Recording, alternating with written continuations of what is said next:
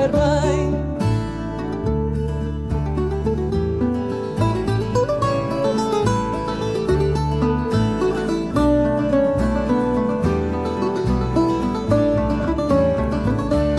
Desfolhei um mal pequeno, lindo jardim de Santarém.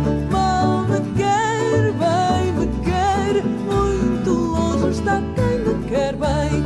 Lusitana, rosa morena, não tenhas pena, meu amor leal. Dá-me os braços, dá-me os teus laços e vem dar vivas a Portugal.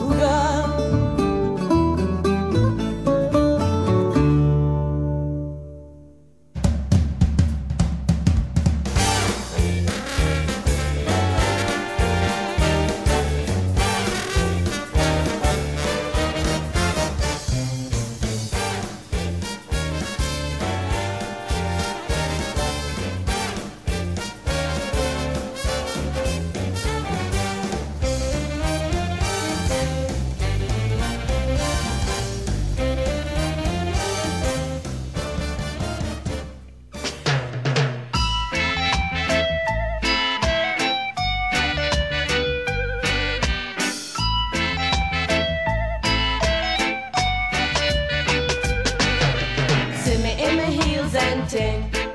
Them checks say we hip and ting. True them no know and ting. We have them going and ting. Nah pop no style. All strictly roots. Nah pop no style. All strictly roots. See me on the road and you not call out to me. Do you see me in my pants and ting? See me in my altar back. Say me give you heart attack. Give me little bass, make me wind out my waist. Uptown top ranking.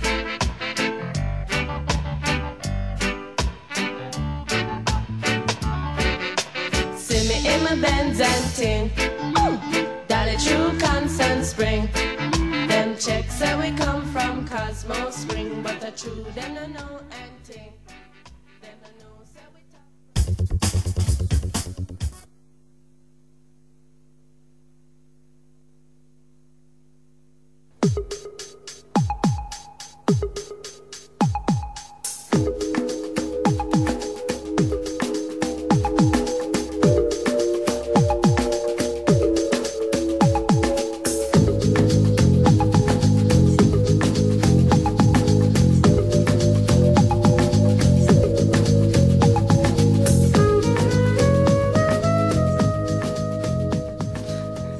Et bonsoir et bienvenue pour ceux qui nous rejoignent sur O2 Radio dans cette émission Questions d'actualité.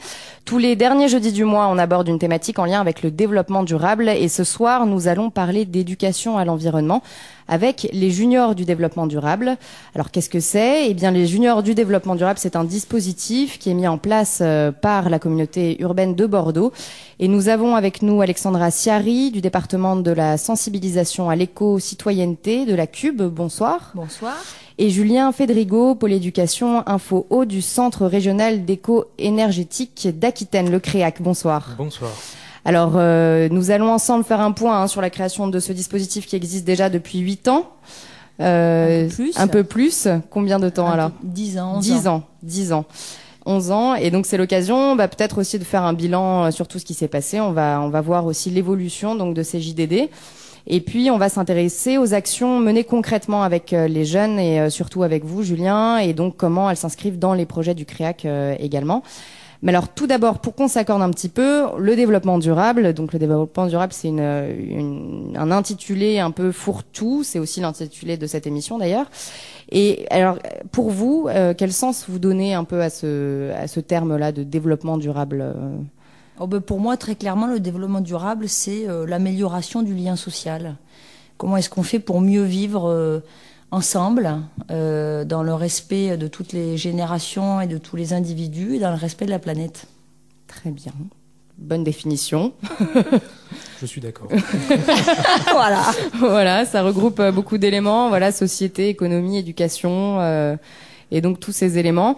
Alors au niveau historique, c'est vrai que le développement durable, ça a été une notion qui a été prise en compte par l'État français un peu tardivement, donc en 1995, quand le développement durable rentre vraiment dans le droit français. Et puis beaucoup d'évolutions petit à petit avec de nombreuses lois, la loi Voynet, et puis la charte de l'environnement finalement en 2005, qui va modifier la Constitution, donc avec ce vote de la charte de l'environnement, et qui va consacrer le développement durable comme un axe incontournable des politiques publiques.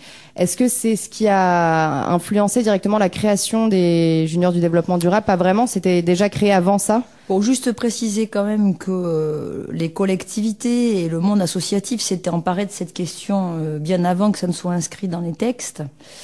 En fait, nous, ça a commencé avec le projet de tramway, qui est un mode de transport écologique, qui était donc un énorme projet, un énorme chantier, qui passait notamment devant de très nombreux établissements scolaires.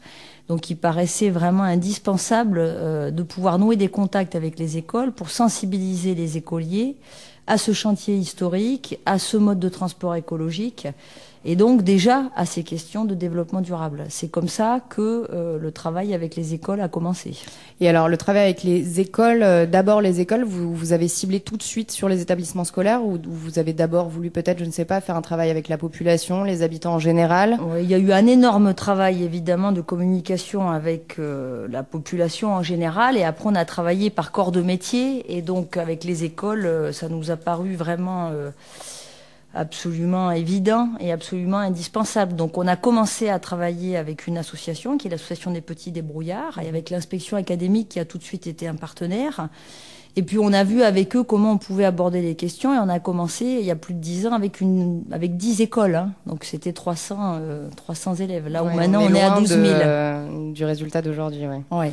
D'accord, donc vous commencez à ce moment-là, donc en 2001, Oui. avec ces travaux du tramway, et comment est-ce que vous avez pu mettre ça petit à petit en place, donc avec ces deux partenariats principaux et des réunions, les directeurs d'école, comment vous les avez sensibilisés à ces thématiques? Succès de ce dispositif est lié à cette exigence qu'on se fixe et qui est renouvelée sans cesse chaque année, du travail avec les enseignants sur le terrain, c'est-à-dire qu'est-ce qu'ils veulent, de quoi ont-ils besoin, comment souhaitent-ils aborder cette question avec les petits, du travail très important avec les associations. Maintenant, on travaille avec à peu près une trentaine d'associations. Et c'était le cas déjà dès le début, dès Non, la au démarrage, création? on a vraiment travaillé avec les petits débrouillards, et de fil en aiguille, on s'est aperçu qu'au-delà de la question du tramway, il y avait la question des transports en commun, et puis évidemment la question des déchets, puis évidemment la question de l'eau, puis de l'énergie. Et petit à petit, pas simplement une entrée environnementale, mais aussi des questions sociales et sociétales. Et donc, au fur et à mesure de nos réflexions et de nos échanges, on s'est mis à travailler avec un nombre de partenaires associatifs très important. Et donc, on a aussi nourri et formalisé un partenariat avec l'inspection académique qui est devenu de plus en plus précis. Et on a aussi démultiplié le type d'action. Donc là où on était plutôt sur des actions de projet, ce que les enseignants savent bien faire, on a aussi développé des actions de sensibilisation sur des demi-journées, et puis assez rapidement des actions d'agenda 21 scolaire, et puis aussi la partie formation, la rédaction d'outils. Donc chaque année, on refait un point tous ensemble et on se dit, tiens, là, c'est peut-être ce sujet-là, plutôt sur ce modus operandi, donc on a plutôt besoin de cet acteur, de sorte qu'aujourd'hui, on arrive à avoir un dispositif qui vient du terrain et du concret. Donc c'est pour ça que ça fonctionne, c'est parce qu'en fait, on ne crée pas des choses hors sol, on ne fait que répondre à des demandes qui nous sont faites sur le terrain. Alors justement, très concrètement, quels sont les différents types d'actions? Là, vous les avez à peu près tous dit, donc la sensibilisation, l'action de projet, de formation, l'agenda scolaire 21, les juniors philosophes. Dans le détail, comment ça se passe, par exemple? Dans le détail, très simplement, les actions de sensibilisation, on se retrouve avec à peu près deux types de choses. On a soit des enseignants qui sont encore dans une interrogation sur, vous l'avez dit en intro, la question du développement durable, qu'est-ce que ça veut dire, qu'est-ce que ça recouvre. Donc ils ont besoin de se mettre dans le bain et donc de demander des petites actions de sensibilisation. Soit des intervenants viennent dans la classe, soit ce sont des visites. Ou alors, on a des enseignants qui sont des citoyens très engagés et qui justement savent très bien ce que c'est et qui donc mènent des choses très concrètes, mais qui ont besoin d'avoir des éclairages techniques et spécifiques. Ça, c'est les actions de sensibilisation. Après, les actions de projet, c'est plutôt dans la culture de l'enseignant qui a l'habitude de travailler comme ça. Donc là, il fait appel à une structure associative ou à plusieurs structures associatives pour, on va dire, 8 demi-journées. Et là, donc par votre biais, hein, par notre biais, c'est nous qui finançons. Nous, on finance l'association à hauteur Voilà. de 1 600 € par projet et on essaye d'être vigilant, c'est-à-dire qu'il faut que l'enseignant rédige son projet pédagogique. Là, ce projet pédagogique passe dans les fourches codines de l'inspection académique et des nôtres. On essaye d'être très très souple. Et à la fin de l'année scolaire, le projet qui a été réalisé est présenté dans le cadre de journées de valorisation. Ensuite, il y a les actions Agenda 21. Donc là, il s'agit de mettre en dynamique toute l'école sur toutes les thématiques du développement durable le plus longtemps possible et si possible définitivement. Et puis, on s'est dit aussi que c'était très bien de faire appel aux partenaires associatifs et c'est indispensable, mais il faut aussi que l'enseignant monte en compétences et en expertise pour pouvoir continuer à faire le travail, même si le partenaire associatif ou partenaire communauté urbaine n'est pas là. Et là, c'est le cycle des formations et les outils qu'on met à disposition pour qu'ils puissent être autonomes et faire les choses en faisant appel à nous différemment ou plus. Voilà, donc tout un panel d'activités. Et puis vous avez également donc les juniors philosophes. Et alors là, c'est un peu à part. Alors, disons que c'est dedans. Ce dont on s'est aperçu, c'est que, en fait, pas mal d'enseignants, comme des citoyens, finissaient par être un peu perdus avec ces notions de développement durable, d'agenda 21, de plan climat, et que finalement, ils avaient aussi besoin d'avoir accès à la culture du dialogue, de l'échange, de l'éveil des consciences, et que finalement par la voie du débat sur les questions de responsabilité individuelle, collective, sur les questions de citoyenneté, que finalement le ressort de la philosophie pouvait être extrêmement pertinent. Donc là, on travaille avec une association qui s'appelle l'association Graines d'Aquitaine. On travaille aussi en partenariat avec l'université de Bordeaux 3, avec Guillaume Leblanc. Et on a essayé de mettre en place, avec une dizaine d'écoles, des projets avec l'intervention d'un philosophe en classe. Et on a mis en place un cycle de formation très particulier sur qu'est-ce que ça veut dire, philosophie et développement durable, et comment on peut faire un projet. Et puis aussi, la semaine dernière, on a organisé un colloque de haut vol avec des philosophes, dont Fabienne Brugère, Catherine Larère, Cédric Brun, qui ont donné aussi de la matière pour que les enseignants puissent se nourrir de toutes ces questions techniques et pour ensuite redonner aux élèves. Voilà, c'est ça. Donc c'est d'abord en direction des enseignants qui eux-mêmes le restitueront aux élèves, mais les philosophes sont aussi en présence des enfants directement. Oui, oui. Et comment est-ce que ces enfants justement se réapproprient les thématiques du en fait, développement moi, durable? pour avoir assisté plusieurs fois à des séances, c'est assez remarquable parce qu'en fait, je vais prendre un exemple concret. Là, il y a par exemple un livre qui s'appelle L'anneau de Gigès. Donc c'est un petit berger qui rentre dans une grotte et puis qui voit un monstre ou un ogre, je sais plus trop, qui a un anneau. Et donc le petit berger prend cet anneau et s'aperçoit que cet anneau est invisible. Alors on pose la question aux enfants, on leur dit, mais alors si vous étiez invisible, qu'est-ce que vous feriez ? Et les petits, très spontanés, envisagent 50 milliards de trucs. Et dans les 50 milliards de trucs qu'ils envisagent, il y a plein de choses qui sont pas tout à fait, on va dire, légales, entre guillemets. Et donc là, ça pose le débat de, oui, mais si toi tu fais ça, qu'est-ce que ça impose au collectif ? Et donc il y a tout un débat qui se passe sur quelle est ma place, qu'est-ce que je peux faire, qu'est-ce qu'elle induit, qu'est-ce qu'elle impacte. Et les conséquences. Et tout ça, ça permet à l'enfant de comprendre que, aussi petit soit-il, il a une place dans la société, qu'il est acteur et que on vit ensemble, le collectif. Et on revient donc à l'introduction. Qu'est-ce que le développement durable ? L'amélioration du lien social ensemble. Très bien. Et donc dans toutes ces actions, le CREAC intervient donc avec vous depuis, on disait tout à l'heure, 2006. Alors, comment est-ce que ça s'est inscrit pour vous dans vos projets ? Vous meniez déjà le CREAC des actions de sensibilisation. Peut-être que vous pouvez représenter un peu présenter le CREAC, je veux dire. Le CREAC, oui. Pour Alors, les auditeurs. le CREAC, c'est une association, donc loi 1901, qui a pour but de promouvoir les principes du développement durable.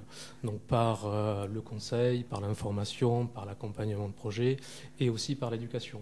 Donc voilà, ça regroupe à peu près les activités du CREAC. Nous sommes 10 salariés à ce jour, et donc répartis sur plusieurs activités. On est un espace info énergie. Vous étiez venu nous en parler déjà. Un espace info-énergie et un espace info-économie d'eau aussi, où nous faisons de l'information et du conseil aux particuliers, mais aussi aux collectivités sur les économies d'énergie et d'eau. Nous sommes aussi, on a une activité de suivi de personnes en précarité aussi, énergétique. Donc ça, c'est très important aussi pour refaire le lien avec le social du développement durable. Et on a un pôle d'activité aussi éducation. Donc voilà, où on intervient dans le milieu scolaire, dans les écoles, dans les collèges, dans les lycées. Et donc ça, c'était déjà le cas finalement avant votre partenariat mis en place avec les juniors du développement durable. Donc vous étiez déjà habitué à ces interventions. Et vous-même, vous intervenez alors plutôt dans les primaires, les collèges, les lycées? Alors moi-même, j'interviens un peu partout. Alors par le dispositif des juniors du développement durable, c'est dans les écoles primaires, de la maternelle, on va dire grande section. On n'intervient pas avec les plus petits, c'est un peu plus compliqué, jusqu'au CM2. Mais aussi, on a d'autres dispositifs où on intervient dans les collèges, notamment avec le dispositif des billets courants verts financé par le Conseil général, et aussi dans les lycées par un dispositif qui s'appelle Planète Précieuse, qui est coordonné par Green Aquitaine. Alors, comment ça se passe très concrètement? Vous arrivez, donc, vous, le type d'action, c'est pas forcément orienté sur l'agenda 21, ça va être plutôt sur des projets, l'accompagnement des actions de projet. Voilà, sur des projets ou alors sur des demi-journées de sensibilisation aussi. Donc, mais l'essentiel, c'est sur accompagnement de projet. Donc, comment ça se passe? C'est, en début d'année, l'enseignant, il fait appel à nous parce qu'il veut monter un projet. Donc on se rencontre et cette rencontre était très importante car l'enseignant est le porteur de projet, nous ne sommes que l'accompagnateur. Donc on se rencontre pour définir ce que veut l'enseignant, de quoi il veut parler. Donc s'il a fait appel à nous, c'est qu'il a déjà une petite idée par rapport à nos compétences. Bien sûr. Et donc on monte le projet ensemble et ensuite on définit combien d'interventions on va faire en classe durant l'année. Alors, si imaginons, je suis donc directeur d'établissement ou enseignant et j'ai envie de faire appel à un organisme, je ne sais pas forcément à qui m'adresser. Est-ce que les enseignants finalement passent forcément par le JDD pour trouver, par exemple, l'appui du CREAC, ou on peut passer directement par le CREAC et ça s'inscrira tout de même dans une démarche JDD? Bon, nous, il est très souple ce dispositif. Donc maintenant, il commence à être reconnu par les écoles de la Cube, puisque ça fait quand même plus de 10 ans. Donc ils reçoivent en début d'année un guide qui est co-signé par Vincent Feltès et par André Mercier, qui est l'inspecteur d'académie, qui leur indique la liste de toutes les actions qui sont possibles. Donc ils ont globalement maintenant l'habitude de passer par nous. Maintenant, il est évident qu'ils connaissent aussi bien les associations et qu'il leur arrive aussi assez souvent et assez spontanément d'appeler les associations qui font le lien avec nous. Donc, quand je dis que c'est un travail de concert, chaque jour, on sait à peu près comment les choses vont fonctionner et on est à peu près sur des discours qui sont aujourd'hui bien maîtrisés, sachant qu'on privilégie toujours l'initiative de terrain. Donc, on essaye toujours de s'adapter à la demande qui est formulée pour l'optimiser avec nos compétences croisées. D'accord. Voilà. D'accord. Donc, on va continuer dans votre... je suis enseignant, je suis donc là, je vous ai contacté. On a un projet, j'en ai peut-être déjà parlé à quelques collègues. Les enseignants, en général, portent le projet seuls? En général, oui. Alors, il faut au minimum 2 enseignants, en fait. 2 enseignants. Voilà, au minimum 2 enseignants pour qu'on puisse considérer ça comme un projet. S'il y a du décloisonnement avec les autres classes, c'est encore mieux. Il faut qu'il y ait 2 enseignants, et donc on rencontre les 2 enseignants et on parle du projet, de quoi, qu'est-ce qu'ils veulent mettre dedans, qu'est-ce qu'on peut leur apporter. On définit ce que l'on va faire, notre démarche éducative aussi, c'est important. C'est vrai qu'on a une trentaine d'assauts à faire partie du dispositif. On n'a pas forcément non plus toutes les assos la même démarche éducative. Donc on explique notre démarche, ce que l'on va mettre, les outils qu'on va mettre en place, comment on fonctionne. Alors, pour être un peu plus précis, nous, au CREAC, on fonctionne par livret, en fait. C'est-à-dire qu'à chaque séance, on va faire un petit livret que l'on va distribuer à chaque élève. élèves. Et ce petit livret va servir de support pour chaque séance. Comme ça, il peut le garder et faire le lien après avec les parents ensuite. Voilà, c'est ça Donc, aussi. voilà. Le but, c'est d'inclure finalement les familles Tout à autour fait, des oui. élèves et que le projet se soit réapproprié réellement par l'établissement en lui-même et donc tous les acteurs qui le composent, dont les familles. Tout à fait. Et finalement, donc c'est ce qui se passe avec les directeurs également d'école. Est-ce que les directeurs, toutes les écoles peuvent mettre en place des projets comme ça de développement durable? Toutes les écoles de la Cube, qu'elles soient privées ou qu'elles soient publiques, et également les établissements qui reçoivent des enfants souffrant de handicap, quels qu'ils soient. Et donc, pour rebondir sur ce qu'a dit Julien, le travail avec les familles, mais tous les habitants de l'école, est très important. C'est la raison pour laquelle on a mis en place des agendas 21. Puisque l'objectif, justement, c'était de dépasser aussi la logique de projet. Donc, on a déjà fait un gros effort en imposant aux écoles, effectivement, qu'il ne s'agisse pas que d'une classe qui travaille sur un projet, mais plusieurs classes. Ça, c'est ce qu'on a découvert et ce qu'on a mis en place au bout de 4-5 ans pour éviter que le même enseignant travaille toujours avec la même association sur sa classe seulement. Donc, le fait de les obliger à travailler avec 2 classes, ça suscite un débat, un échange, et on imagine dans la salle d'enseignants, quoi. Et donc, l'agenda 21, c'est bien toute l'école, donc c'est tous les enseignants, et donc les parents d'élèves, mais aussi la dame de ménage, la dame de cantine, le centre social. Ce qui nous a amené aussi depuis 1 an à ouvrir nos actions Agenda 21 des établissements qui ne sont pas que des établissements scolaires et qui sont aussi des centres de loisirs, des centres sociaux qui avaient aussi envie d'émerger sur ces questions-là et qui ne pouvaient pas jusqu'alors bénéficier de nos dispositifs. Est-ce que vous pouvez nous donner des exemples de projets comme ça, d'enseignants? Peut-être là, vous avez plusieurs dates en ce moment et vous êtes intervenu dernièrement. On voulait réaliser un petit reportage avec vous et ça n'a pas pu être possible. Mais donc là, même début février, vous avez des dates. C'est des projets très, très différents selon les enseignants? C'est des projets. Alors nous, on est au CREAC. On va aborder trois thématiques. On va aborder la thématique de l'eau en général, des déchets et de l'énergie.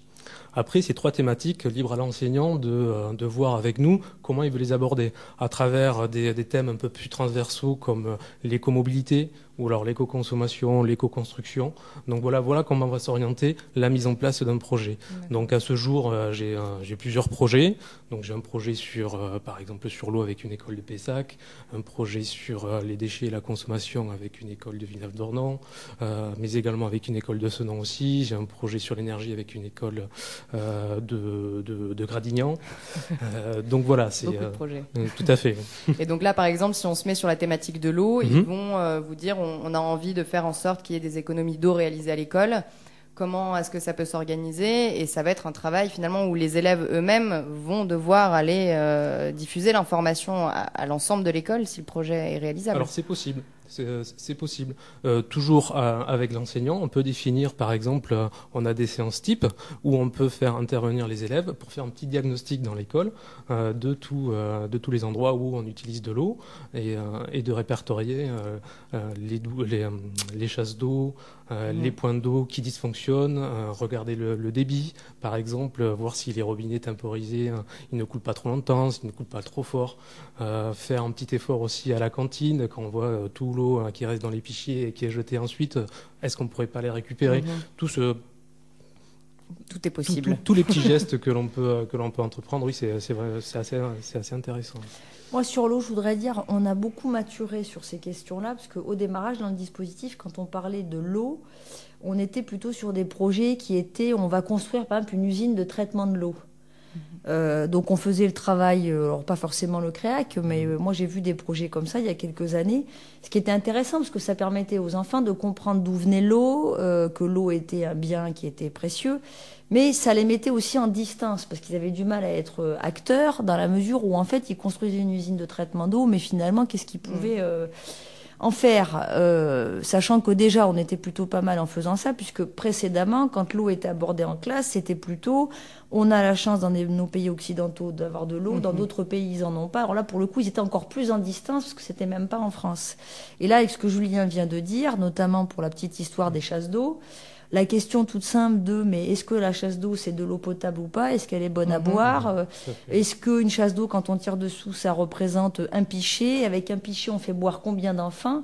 On donne la possibilité à un tout petit de pouvoir être acteur aussi de sa consommation d'eau sans forcément se dire ça fait appel à des concepts qui sont complètement en train de m'écraser parce que de toute façon c'est le monde des adultes et c'est même pas dans mon pays et c'est même pas ici, donc je crois que c'est les conséquences directes de ces actes au quotidien. Voilà, donc la valeur ajoutée, je crois, moi je me souviens avec le CREAC d'avoir fait une séance où c'était les boutons poussoirs, il y a beaucoup de boutons poussoirs et il y avait une enquête qui avait été faite par une de tes collègues qui était on mettait les enfants et on leur faisait mener l'enquête sur comment on est devant son bouton poussoir. Est-ce que quand on pousse, on boit toute l'eau qui arrive de son action ou pas? Donc souvent c'était non, parce que ça coule très longtemps. Et est-ce que celui qui est derrière boit l'eau qui coule de par l'action du bouton poussoir du petit qui est devant? Souvent non. C'est-à-dire chacun pousse et boit pas toute l'eau qui lui est... Donc c'était aussi mettre en avant le geste un peu individualiste et le fait que voilà, et donc c'est aussi la prise de conscience avec les équipes techniques que peut-être le bouton poussoir là, ça pouvait être source d'économie. Ça se révélait finalement peut-être pas une source d'économie puisque quelque part on enlevait la possibilité à chaque personne d'être acteur de sa consommation d'eau. Donc c'est toutes ces questions-là que les juniors du développement durable portent et c'est en ça que c'est intéressant parce que ça crée du débat et ça donne la possibilité à des petits de faire. Et ben pour illustrer ce propos, on va écouter un reportage justement qui a été réalisé par la Cube et c'était à l'école Jean Rostand de Lormont avec le CREAC justement. Alors ça a été réalisé il y a un petit moment déjà, mais ça va donner une idée de ce qui se passe et de ce qu'est un agenda 21 qui a été mis en place justement dans cette école. On les écoute.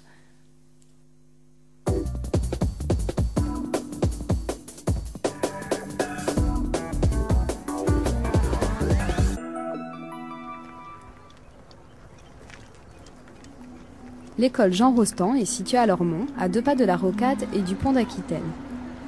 Malgré ce contexte urbain, la nature est présente dans le décor et dans les esprits. Une véritable fibre environnementale s'est créée au fil du temps. Dès le matin, les enfants effectuent des plantations dans le jardin. Une sensibilisation qui se cultive. On est un certain nombre de collègues qui, personnellement, dans la vie de tous les jours, on est sensibilisés au développement durable.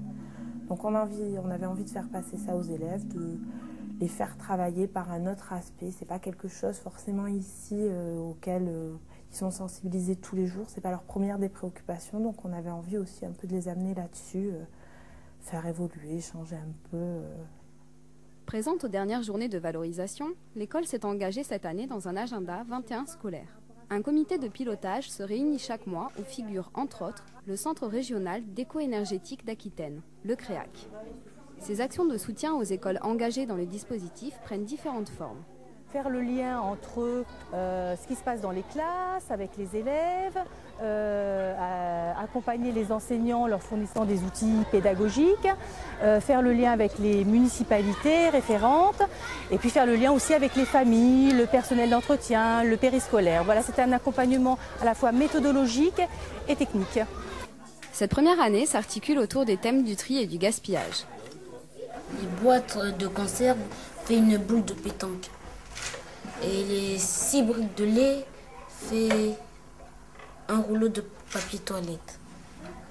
Les enfants réalisent des enquêtes. On va demander sur les élèves l'achat qu'ils font, ce qu'ils achètent.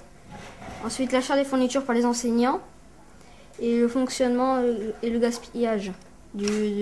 Comment ça marche le fonctionnement du matériel dans les classes.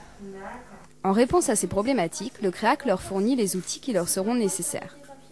Dans un premier temps, des outils pédagogiques sur un support papier leur ont été apportés, donc des outils à destination des enseignants et des élèves donc sur ces thématiques et sont venus compléter à la demande des outils physiques, par exemple du matériel pour du papier recyclé, des calendriers sur des fruits et légumes de saison, des magazines, des fournitures scolaires, des échantillons de fournitures plus ou moins écologiques et durables, de façon à pouvoir travailler et aborder cette thématique en classe pour faire de la sensibilisation et pour travailler sur leur diagnostic. Après le comité de pilotage, un compte-rendu est réalisé par les élèves dans les classes. L'agenda 21 scolaire apporte une réelle valeur pédagogique. La mairie de Lormont est partie prenante du projet. Moi, je leur ai déjà dit en conseil d'école que on a passé un espèce de pacte que ça serait bien que d'ici 2-3 ans, ils voient une différence sur le niveau de leur consommation, mettons, de leur facture d'électricité ou d'eau, et que ce différentiel, ils nous le redonnent pour des projets. Donc je vois bien comme ça des choses gagnantes pour la planète et permettre du coup à réinvestir dans l'école pour continuer à faire des projets autour de ça. Un enseignant du collège Montagne de Lormont participe également à cette initiative. En fait, au collège, on y est depuis un peu plus longtemps et donc on est un peu en avance. Mais les actions se multiplient dans différents domaines, donc citoyenneté, développement durable, sciences et vie de la Terre et des professeurs en arts plastiques, en sciences et vie, etc., qui sont très engagés dans ce domaine-là. Donc c'est forcément une bonne chose, quoi. Et puis c'est encore mieux que les élèves vivent ça de la maternelle au collège, quoi. Donc c'est forcément positif. L'agenda 21 scolaire de Jean Rostand a de beaux jours devant lui. L'aventure continue.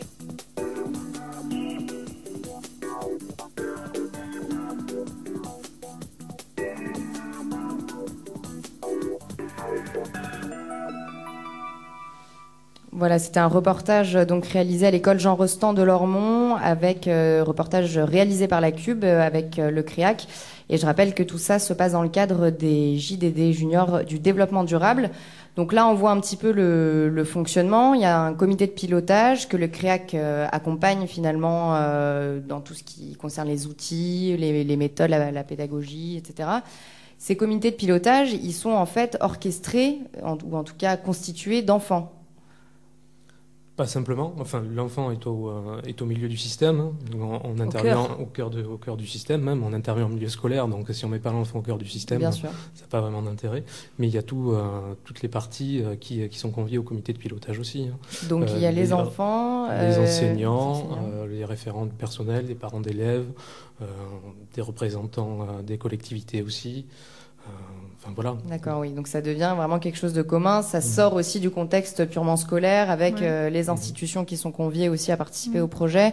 Et donc pour l'enfant, quelque part aussi une autre vision que simplement le scolaire, parce qu'il y a la rencontre aussi des autres, des acteurs qui émanent de tout ça.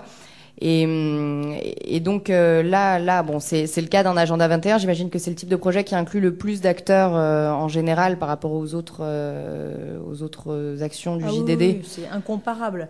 Là, en l'occurrence, sur Jean Rostand, ce qui avait été très intéressant, c'est qu'ils avaient décidé de faire un petit potager.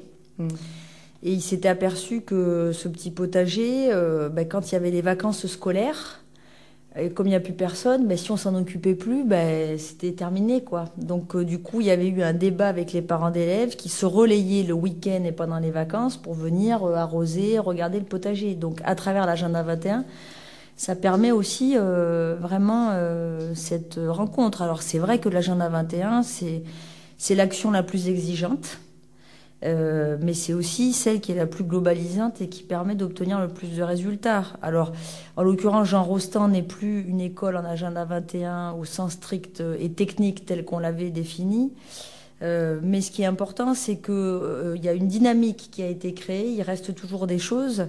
Et donc, même si ils se revoient peut-être pas forcément en comité de pilotage tel qu'on les avait initiés, du moins ont-ils probablement modifié leur manière d'échanger, de débattre de toutes ces questions. Oui. Toujours quelque chose qui reste. Toujours. Et puis, ils peuvent toujours aussi refaire appel au JDD et relancer. Je crois qu'ils ont fait des actions de projet d'ailleurs depuis. Hein. Et alors, justement, combien d'établissements scolaires en tout sur la Cube sont mobilisés là, cette année, on va dire qu'on a à peu près une centaine d'établissements scolaires, c'est-à-dire plus d'un tiers, qui sont de près ou de loin... qui disposent d'un financement et d'un accompagnement. Bon, c'est pas mal de parler de sous quand même, parce que la communauté urbaine de Bordeaux, c'est quand même investi 500 000 € sur ce dispositif, donc c'est pas une paille. Qui représente une grosse partie du budget, pour qu'on se fasse une idée. C'est quelque chose de conséquent pour la Cube. Oui, c'est quand même quelque chose de conséquent, surtout sur quelque chose qui pourrait ne pas apparaître comme une compétence directe de la Cube, encore que ça pourrait être considéré comme la compétence de tous, mais c'est vrai que ça, c'est un peu la volonté politique. Donc nous, il se trouve qu'on a un président, Vincent Feltès, qui est très sensible à ces questions et qui donc permet quand même d'avoir cette enveloppe budgétaire qui facilite le fait de faire travailler un nombre de partenaires associatifs important et de réaliser des choses concrètes et dans la durée et dans la sérénité. Et l'évolution de ce dispositif, comment est-ce que vous l'envisagez demain? Comment est-ce que vous aimeriez qu'il évolue? Alors d'abord, comme c'est à peu près une centaine, on va dire entre 50 et 100 écoles depuis déjà, on va dire 5-6 ans, cette vitesse de croisière, parce qu'avant c'était un plus petit nombre d'établissements, ça veut dire quand même qu'on commence à avoir touché beaucoup d'établissements scolaires et donc beaucoup d'enseignants. Donc on est capable aujourd'hui d'avoir des débats avec eux qui sont un peu différents. Donc la CUB n'est plus perçue comme un catalogue de commandes, mais comme un lieu d'échange et de conversation. Donc nous, résolument, on est en train de travailler sur la question des formations. Donc cette année, si on y arrive, on va pouvoir inscrire ça dans le plan de formation des enseignants. Donc ça veut dire quand même qu'on va avoir des enseignants qui vont avoir un niveau d'expertise et de compétences qui va être important. Donc le plan de formation est important. Alors ce plan de formation, comment ça fonctionne? Ce serait une formation sous forme de formation intensive pendant un nombre de jours déterminé avec l'inspection? Ça fait quelques années que les formations existent. Donc c'était des volumes de 3 heures. Cette année encore, il y en a eu, qui sont copilotés par l'inspection académique et qui l'étaient jusqu'alors par le CREAC, avec l'éco-consommation, écosystème, éco-mobilité, éco-construction, et puis le 4e, éco-citoyenneté, voilà, qui se voulait à la fois leur donner des éléments théoriques et en même temps des actions très concrètes qu'ils pouvaient ensuite utiliser en classe. Et là, pour l'année prochaine, avec l'inspection académique, on envisage quelque chose d'encore un peu plus précis, c'est-à-dire que ça pourrait se passer en 3 modules de 3 heures. Le premier module, qui serait vraiment piloté par l'inspection académique, viserait à expliquer non seulement ce qu'est le développement durable, mais surtout qu'est-ce que ça veut dire faire des projets sur le développement durable et comment on travaille avec les partenaires associatifs. Le deuxième module serait, ils ont choisi une action, comment on peut leur donner des outils pour mener à bien cette action. Et puis le troisième module, ce serait comment est-ce qu'on peut échanger les bonnes pratiques avec les gens de l'extérieur de l'école ou avec d'autres écoles qui sont en agenda 21 ou qui font des projets. Donc là, la formation, elle est vraiment en train de se structurer et nous, on le voit, on a quand même des enseignants qui aujourd'hui ont vraiment besoin d'avoir ces formations parce que le développement durable, c'est pas une discipline qu'on exerce de 8h du matin à 9h. C'est quelque chose qui doit être... et puis toute la journée, et puis tout le temps, quoi. Parce que si on dit que le développement durable est une discipline ou qu'on le canalise sur un créneau de temps précis, on est à côté de la plaque. Donc c'est vraiment important, ces formations. Alors ça, c'est un axe peut-être d'évolution. Est-ce que vous aimeriez travailler avec, ou est-ce que c'est déjà un objectif, le Conseil général, le Conseil régional? Est-ce que vous voulez aller en dehors de la CUB? Alors déjà, ça, c'est quelque chose qu'on a mis en place cette année. On a du coup demandé à ce que on puisse travailler non seulement avec le CREAC, mais aussi avec Graines Aquitaine, avec l'Association des petits débrouillards et la Ligue de l'enseignement, pour favoriser aussi...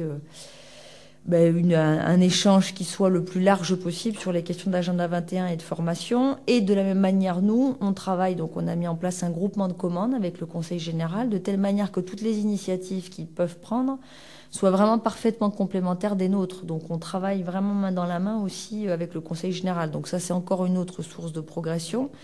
Et puis de la même manière qu'on a parlé des juniors philosophes, l'année prochaine... on envisage de travailler sur la question de la culture et du développement durable. Et donc, en quoi le spectacle, les arts participent aussi à cette amélioration du lien social. Parce que la culture, c'est pour tout le monde. Et puis, c'est là aussi où on voit les différences. Et à travers cette entrée-là, on peut aussi parler de développement durable. Donc, nous, on essaye de développer à chaque fois des modes de faire et des modes d'action qui permettent de faciliter ce dialogue et puis les actions concrètes. Et puis donc c'est une thématique qui va réunir, j'imagine, encore plus d'acteurs exactement, autour de dont ce par dispositif, exemple donc l'IDAC. Plus de rencontres. C'est ça. C'est ça. D'accord. Et justement, un moment où tous ces acteurs se rencontrent, c'est quand même sur vos journées de valorisation. Et notamment cette année, ce sera fin mai au Parc Palmer à Senon, là juste en bas, juste à côté. Et donc le 23, 24, 26 et 27 mai, alors il y a plus de 5000 enfants qui sont attendus. Qu'est-ce qui se passe pendant ces Bon, journées? là d'abord, ça c'est très important parce qu'on a un excellent partenariat avec la ville de Senon. Alors, excellent partenariat, ça veut dire quoi? Ça veut pas dire simplement qu'ils nous facilitent l'accès au site. Ça veut dire qu'on essaye de travailler avec eux pour voir comment on peut créé un événement éco-responsable. Donc d'abord, il est facilement accessible en tramway, donc on incite les écoles à venir en tramway. Après, sur place, il y a le tri des déchets, il y a une gestion raisonnée de l'eau, il y a des toilettes sèches. On essaye de faire prendre conscience aussi aux petits qui sont dans un parc, dans un espace naturel de très grande qualité. Donc qu'est-ce que ça veut dire? Et puis cette année, on va essayer aussi de leur expliquer en quoi le rocher de ce nom, c'est aussi la thématique de la culture et du développement durable et de la rencontre et de l'apprentissage des cultures.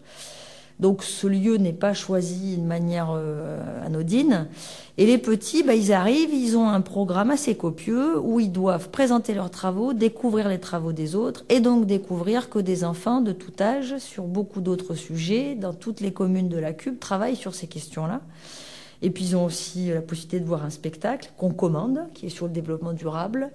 Des séances. Qu'est-ce que ce sera ce spectacle? C'est fait par la compagnie du réfectoire et c'est autour d'une pièce qui s'appelle Le Jardinier et qui permet justement de voir un jardinier qui est un vieux monsieur qui perd un peu la mémoire et qui discute avec sa petite fille.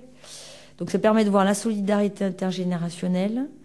De voir le temps, le cycle des saisons, et donc de les faire travailler toujours sur ces deux choses, l'environnement et le social. Après, il y a aussi du cinéma, et puis cette année, on va essayer de continuer sur la partie philosophique en faisant des lectures avec des philosophes qui pourraient comme ça susciter du débat. Donc c'est des journées qui sont importantes parce que il n'y a finalement pas tant de monde que ça qui connaît les juniors du développement durable.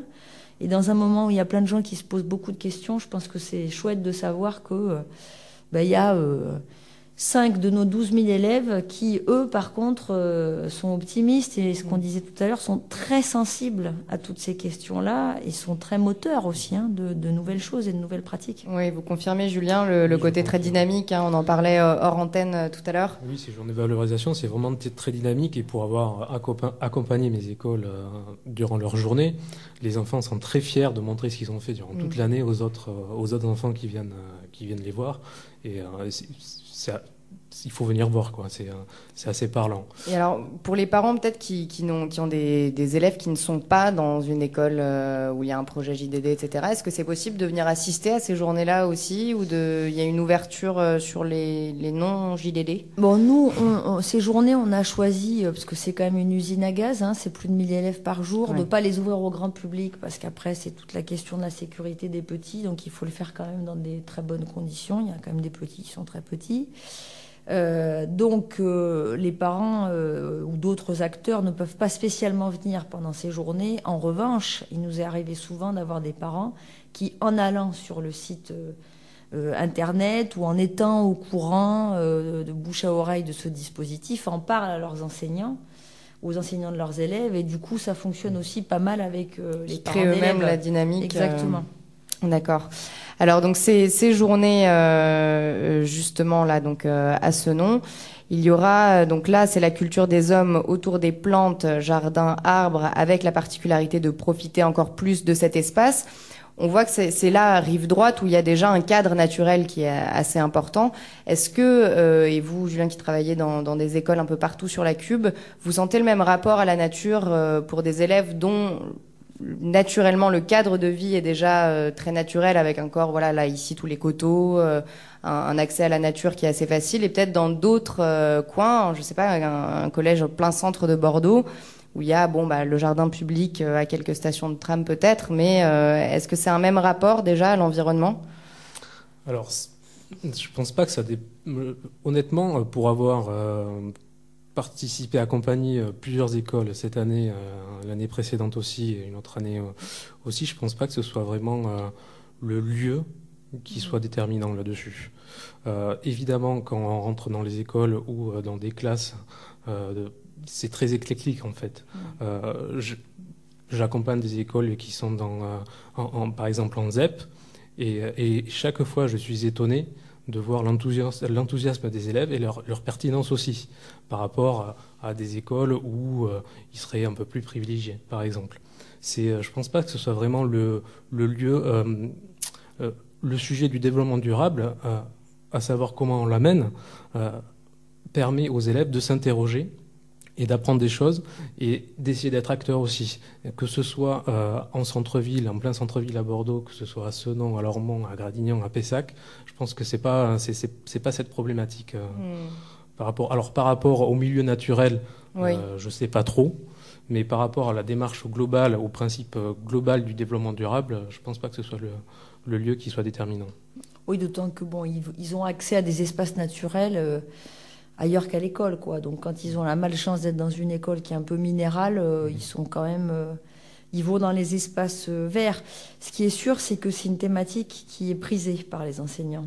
La thématique des espaces verts, faire un jardin dans l'école, la fameuse question des cycles de saison.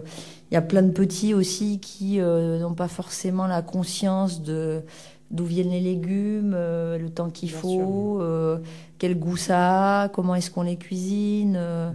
Donc c'est vrai que c'est vraiment un sujet qui est vraiment souvent choisi par les enseignants, mais à travers la question du jardin, il y a tellement de choses qui peuvent être abordées. La question du jardin, ça peut être aussi l'eau, ça peut être le lien social, enfin le point d'entrée. La consommation en général. Finalement, le point d'entrée est toujours si fondamental que ça. Il n'est que le moyen de générer du débat et de l'échange, quoi. Un prétexte, pour créer du lien. Oui. Et alors, vous nous lisiez aussi tout à l'heure, la problématique est différente quand on change de public et qu'on s'adresse à un public plutôt collégien, lycéen. Alors ça, c'est mon retour d'expérience personnelle. Bien sûr. Mais oui, c'est beaucoup plus facile d'intéresser pour moi les élèves à l'école primaire, parce que j'ai l'impression qu'ils agissent comme des éponges en fait. Dès qu'on leur parle, dès qu'on les intéresse, qu'on les implique, ils ont envie d'apprendre et ils ne demandent que ça en fait. Au collège, c'est un petit peu compliqué. Ils ont d'autres soucis en tête, surtout je pense au niveau des quatrièmes. Voilà, c'est un peu plus compliqué. D'autres préoccupations aussi, oui. Alors, ça ne veut pas dire qu'ils ne sont pas intéressés, loin de là, mais c'est une autre démarche. C'est une autre démarche éducative. Et ça, qui est prise en compte aussi par les JDD ? Nous, on travaille vraiment dans les écoles primaires, donc on n'intervient pas dans les collèges. Par contre, on a conscience que c'est pas tout à fait cohérent si on est capable d'offrir à des écoles primaires des dispositifs et puis si après au collège ils se retrouvent pas dans la situation de les poursuivre. Mais là on peut dire que le Conseil général de Gironde est quand même aussi en pointe sur ces questions et développe un certain nombre de dispositifs, de même que le Conseil régional développe aussi des dispositifs pour le lycée. Alors évidemment, dans un monde idéal, il faudrait que les petits qui ont fait un projet dans une école primaire puisse être suivi dans un collège, puis après dans le lycée. Donc c'est globalement le cas, parce que moi je dirais que depuis plus de 10 ans, les choses se sont nettement améliorées. Donc ça n'existe pas de se retrouver dans un établissement scolaire où personne ne vous parle de ça. Maintenant, est-ce que c'est aussi... Enfin, c'est évidemment pas autant qu'on le voudrait. Et voilà, mais c'est aux petits de prendre aussi un peu partout les initiatives qu'on lui propose. Et puis, ce que je dis, Julien, c'est vrai, c'est que les tout petits, ce qui est formidable avec eux, c'est qu'ils sont pleins d'espoir et ils sont sûrs que tout est possible, en fait. C'est ça, ils font extrêmement le lien avec les familles aussi. C'est assez flagrant, mais notamment aux journées de valorisation, quand on rencontre les parents accompagnants, ils nous disent vous êtes intervenus dans la classe, maintenant c'est un petit peu la guerre à la maison, qu'est-ce qu'on fait? Ou alors une petite anecdote, l'an dernier, un projet sur l'eau, on fabrique un petit détergent écologique avec les élèves pour nettoyer les surfaces. Et l'enseignant suivant lui dit mais j'ai eu 3 ou 4 coups de fil des parents, je me demandais ce qui se passait, c'est simplement pour dire qu'ils étaient enchantés, qu'ils utilisaient que ce détergent dorénavant. Donc voilà, c'est des petites expériences et c'est ça qui nous fait avancer aussi un petit peu. Il faut faire attention quand même, parce qu'il ne faut pas se retrouver dans la situation où l'enfant se sent prescripteur, quoi. C'est-à-dire que ça, c'est souvent le risque. Il faut aussi permettre aux petits, certes, de dire des choses, mais pas de se retrouver dans une situation où il doit dire aux parents tu dois faire ça, parce que il faut lui laisser son espace aussi d'expression et laisser à l'adulte sa propre responsabilité. Parce que sinon, là, après, on est dans un schéma qui devient très, très compliqué, quoi. Bien sûr, et qui sort du cadre purement scolaire, effectivement. Oui. Là, on passe dans le lien vraiment familial. Et donc, l'autorité, les liens qu'il peut y avoir entre eux. Donc, souvent, c'est parce que là, tu es tombé sur des parents qui étaient contents. Oui, tout à Mais fait. parfois, il y a des parents qui appellent, qui disent, bon, si je pouvais prendre un bain tranquille, c'est bien aussi. Ouais. Donc, il faut trouver le juste milieu. Et vous avez beaucoup de retours, vous, justement, des parents, des enseignants Nous, on se rend compte que ça génère vraiment du dialogue, du débat, et dans l'école, et entre les enseignants, et entre les parents, et entre tout le monde. Donc, nous, on est content de ça. Mais après, chacun doit respecter aussi la sphère, et c'est pour ça qu'il faut libérer aussi un peu l'enfant, en lui donnant la possibilité d'être acteur, lui, mais de pas trop se trouver dans une situation où, ne pouvant pas faire, il est obligatoirement tenu d'être prescripteur s'il veut que ça fonctionne. Donc je pense que les associations travaillent vachement là-dessus. Bien sûr, après c'est toute une démarche éducative aussi, où je pense que les enfants, de par les médias, que ce soit à la radio, à la télé, dans les magazines, ils sont submergés de gestes échos, sans en connaître les enjeux. Donc là, nous, on essaie aussi un peu de défaire ces représentations aussi. Donc quand on arrive dans une école et qu'on prépare un projet, on part toujours des représentations initiales, ce que vous avez entendu, qu'est-ce que vous y mettez derrière, et puis parfois, malgré tout, on est obligé de défaire un petit peu. Donc voilà, pourquoi vous avez entendu qu'il fallait faire ci ou qu'il fallait faire ça. Bon, on va peut-être parler un peu plus des enjeux sur l'eau, sur les déchets, sur l'énergie, et ensuite on va vous dire pourquoi, et surtout ne pas rentrer dans une espèce de sinistrose, je dirais, parce que c'est un petit peu l'écueil qu'il faut éviter dans le développement durable, c'est de trop en parler, on va reculer. Oui, jusqu'à en dégoûter. Voilà. Ouais. Bon, eh bien, Alexandra Ciari, merci. Julien Fedrigo, merci beaucoup d'avoir été avec nous. On va se quitter tranquillement. Est-ce que vous pouvez rappeler, peut-être pour des auditeurs qui nous écoutent, qui seraient intéressés pour s'impliquer dans le JDD, pour vous contacter? Mais qui viennent voir le site internet, les juniors du développement durable. Voilà, alors c'est junior au pluriel du dd.lacube.fr. Voilà, parce que là-dedans, ils ont à la fois les adresses des associations, les types de fiches pédagogiques qu'on fait, des exemples de reportages, ce qui se passe pour les juniors philosophes, donc ça leur permet vraiment de... Puis on a une page Facebook aussi. Ah, une page Facebook, donc ça c'est important aussi le signaler. Et alors là, c'est Junior du développement durable, JDD. Junior du développement durable. Ouais. Junior du développement durable aussi. Parce que JDD, c'est le journal, on n'a pas le droit de dire JDD. Oui. Bah, je l'ai dit au moins 10 fois pendant l'émission. Et moi, à peu près 40 fois par jour. Et pour le CREAC, aussi le site internet peut-être www.creac.org. Très bien. Voilà. Et ben merci beaucoup d'avoir été avec nous, et on suivra l'actualité fin mai notamment pour ces super rencontres. À bientôt. Alors. À bientôt. Très bonne soirée à l'écoute d'Eau de Radio.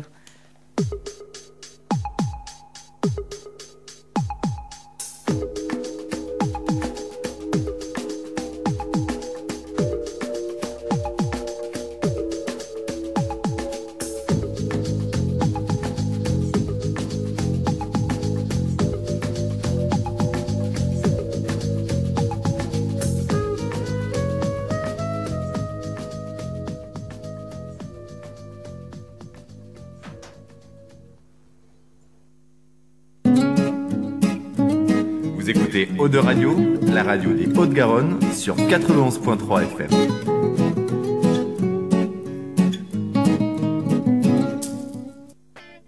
Hey, Jacku, fuck your wall, 'cause I'm fat and in love, and the bombs are falling on me for sure. But I'm scared to death that I'm living a life not worth dying for. And your plowshare is a sword, and its wide organs wing chops the heads off of many things. Minor cross, laughter or rose, oh hilarity, oh must bury me, oh stand up never carry me burning home from another tour. Go ahead, put your red dress on. There's a white rose coming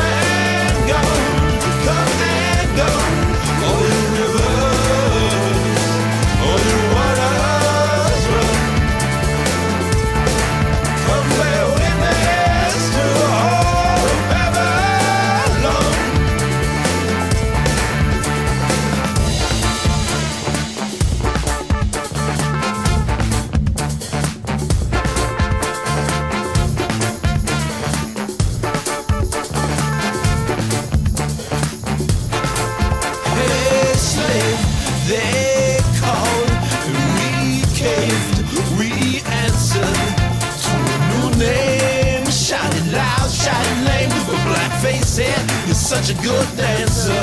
Oh, you're a star, you're carnival. I could under petals fall. You mix with the blood of the saints, shot down in the square. Go tracking in on the souls of your shoes when you're dragged in the back of this car. Go ahead, put your red dress on. There's a white rose. Come and go, come and go. Oh, you rivers, oh, you waters run. Come bear witness to the whole of Babylon.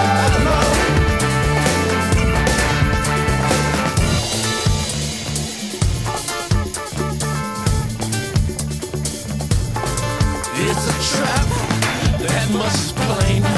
Still medicine snapshots of all your sweet pain. Playing torturous games, it goes landslide fame. Read my name is on your lips when the man cracks the whip. And you all shake your hips and you all dance to this without making a fist. And I know that it sounds mundane, but it's a stone cold shame. And they got you tame, and they got me tame. Go ahead, put your red dress on. There's a white rose. Come and go, come and go. Oh, you rivers, oh, you waters run.